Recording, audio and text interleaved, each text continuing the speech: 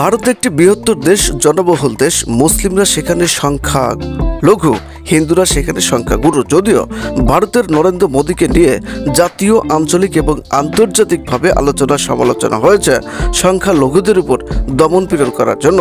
তিনি মসজিদকে ভেঙে মন্দির পর্যন্ত নির্মাণ করেছেন সাধারণ হিন্দুদের খুশি করার জন্য, ভোটে জেতার জন্য, নির্বাচনে একক সংখ্যাগরিষ্ঠ অর্জন করার জন্য।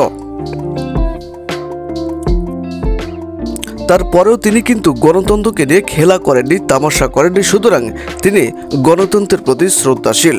ভারত গণতন্ত্রের প্রতি শ্রদ্ধাশীল, ভারতের মানুষ গণতন্ত্রের প্রতি শ্রদ্ধাশীল, ভারতের রাজনীতিবিদরা গণতন্ত্রের প্রতি শ্রদ্ধাশীল।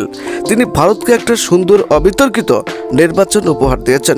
অথচ আমাদের বাংলাদেশের নির্বাচন আসলে মানুষ খুন হয়, গুম হয়, পুলিশ জনগণের উপর হামলা করে, জনগণ পুলিশের উপরে হামলা করে, অযৌক্তিকভাবে মানুষকে আটক করা হয়, ভয়ের জগতে পরিণত করা হয় বাংলাদেশের ভূখণ্ডকে।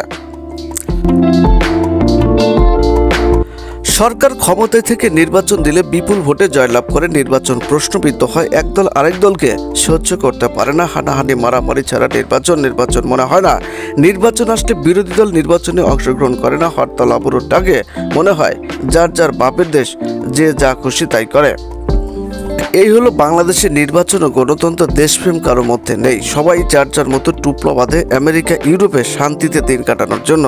এই হলো আমাদের স্বাধীন দেশ, স্বাধীন ভূখণ্ড। সবাই ভালো থাকবেন। আল্লাহ হাফেজ।